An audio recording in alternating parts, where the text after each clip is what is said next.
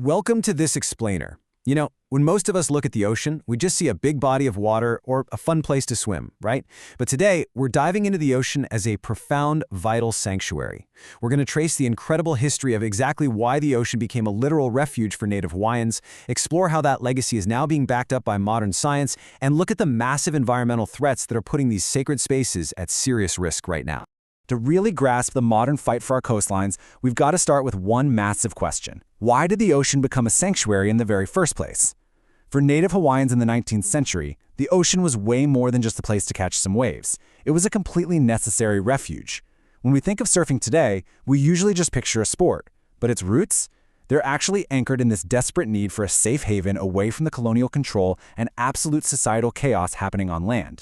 Section 1. The ocean is sanctuary, and finding refuge in the waves. Let's wind the clock back. Way before European explorers even showed up, surfing, or hei nalu, was a huge, essential piece of Hawaiian identity. Think about Lieutenant James King. He was a British voyager traveling with James Cook back in 1779. He observed the locals and literally wrote that they, quote, lay themselves at length upon their boards, driven along with amazing rapidity. He was absolutely mind-blown. He noted that his own hardened, tough-as-nails seamen would have been terrified to face those huge, tempestuous waves, yet young Hawaiian kids were just out there having a blast. But that deep comfort in the water quickly took on a much more urgent meaning.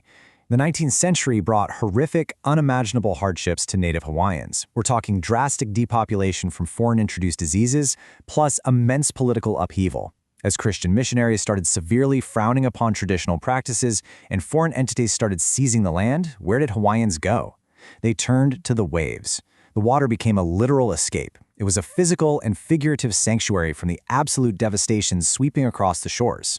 Section 2. Chiefs in the surf and reclaiming power. So, the ocean suddenly morphs from just a refuge into a highly contested political arena. In 1893, you have the completely illegal overthrow of the Hawaiian Kingdom by white businessmen backed by U.S. Marines. Fast forward to 1898, and the U.S. annexes Hawaii without even a formal treaty. It was a massive land grab. And as those tensions spilled over into the surf zone around 1908, Native Hawaiian families like the legendary Duke Kahanamokus actually relocated from Honolulu down to Waikiki. See, the colonial powers totally overlooked the ocean, which meant out in the waves, Hawaiians could still feel at home, and more importantly, they were still in charge. But, of course, even that sanctuary was eventually challenged. In 1908, pro-annexationists set up the Outrigger Club. This was a strictly whites-only, segregated surf club sitting right there in Waikiki. Native Hawaiians essentially had to fight to assert their dominance in their own waters. So what did they do? Duke Kahanamoku and his peers formed Huinalu, or the Club of the Waves. It was proudly Hawaiian-led, but unlike the Outrigger Club, it was open to all races and sexes. It was their way of maintaining their rightful social standing right there in the ocean. And that brings us to the absolutely incredible legacy of Duke Kahanamoku himself. The man was an Olympic gold medalist who completely shattered color lines and introduced surfing to places like Australia and California. But here's the thing. Despite being this global icon of Hawaiian empowerment, his life was a really tough mix of triumph and hardship. On land, he faced brutal racism and literally had to watch his family's coastal oasis get swallowed up by hotels. But the second he hit the water, he remained an absolutely uneclipsed, unstoppable Hawaiian champion. Section 3. Appropriation and modern surfing, and the commodification of a sacred practice. So what happens when this deeply traditional sanctuary is physically transplanted to places like California? Well, it gets stripped of its original meaning almost entirely. The original Hawaiian order of surfing valued things like seniority, skill, a shared history, and just relaxation. It was completely embedded in the social fabric. But the modern post-industrial order that sprouted up in Southern California, that became all about competitiveness, individual gratification, and this really aggressive locals-only hostility. They took a shared cultural sanctuary and turned it into an aggressive pursuit. And you can see this painful commodification in what happened to Duke. Duke's very own name was trademarked and slapped onto restaurants and clothing brands by other people for their own financial gain. Meanwhile, Hollywood is over here churning out films using him as a symbol of exotic masculinity, all while constantly eclipsing his real story with these fictional white hero narratives. It's just deeply tragic. While surfing was exploding globally as a massive industry, the true Hawaiian intent of the ocean as this shared, peaceful sanctuary was just actively being erased. Section 4. the science of blue care and psychological truths. But here is where things get really fascinating. Modern science is actually catching up to what native Hawaiians intuitively knew centuries ago. The ocean truly is a healing space. Researchers are now studying something called blue care. This refers to structured interventions using blue spaces, basically water environments, to provide genuine relief from the overwhelming stressors of modern life. When you combine physical activity, like surfing, with these blue spaces, you get this incredibly powerful mental health intervention. Basically, Hawaiians were instinctively utilizing a profound psychological sanctuary way before scientists ever gave it a formal name. Section 5. Modern threats to coasts and disappearing sanctuaries. Fast forward to today, and these historical and modern sanctuaries are facing a massive existential threat. We're talking about the literal, physical destruction of the coastlines themselves. Take a look at the pristine North Shore of Oahu. This coastline holds incredibly deep cultural significance. It anchors local identity, it supports threatened species, and houses some of the most world-renowned surf breaks on the planet. For multi-generational native Hawaiian families, access to this exact beach is absolutely essential for practicing their traditions and connecting with their heritage. But those exact beaches are falling victim to something called coastal squeeze. You've literally got homes physically collapsing into the ocean on the North Shore right now.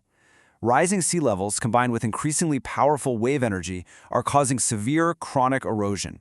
As climate change accelerates, the ocean is being squeezed right up against fixed infrastructure. The terrifying reality is that the very beaches serving as our sanctuaries are literally washing away into nothing. And this isn't just an isolated issue in Hawaii. Look at San Onofre State Beach in California. This is a deeply sacred site for the Akjichemen Nation and an absolutely legendary surf spot. But today, access is heavily restricted because the infrastructure is just crumbling under extreme weather and powerful swells. From California all the way to the Outer Banks, our most beloved coastal spaces are vanishing right before our eyes. Section 6. Protecting our surfing sanctuaries and fighting back. But hey, it's not all doom and gloom. The good news is that coastal communities and indigenous groups are actively organizing and fighting back hard. Organizations like the Surfrider Foundation are out there aggressively advocating for nature-based solutions. What does that mean? It means ditching damaging, hard defenses like pouring concrete seawalls, which actually just speed up beach loss. Instead, nature-based solutions enhance coastal resilience by working with the environment, protecting the ecosystems, restoring the natural dunes, and yes, sometimes making the tough call to physically move infrastructure out of harm's way. To give you a real-world idea of what this looks like in practice, check out the Mabo de Maca Reserve in Puerto Rico.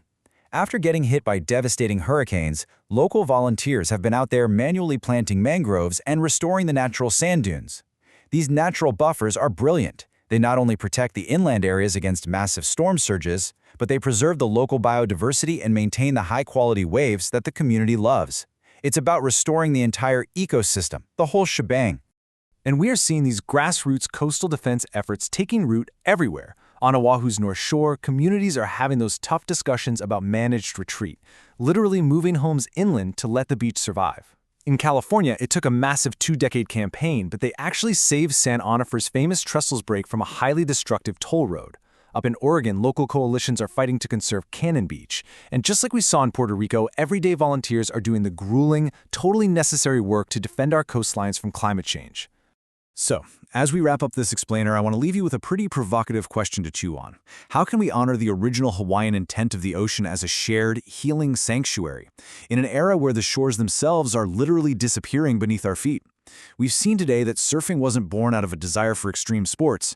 It was born out of a profound need for refuge, a space of aloha and shared connection. As our coastlines face these completely unprecedented threats, it's really up to all of us to figure out how to ensure these sacred blue spaces are protected. Thanks so much for joining me, and I really hope this leaves you inspired to help protect our oceans.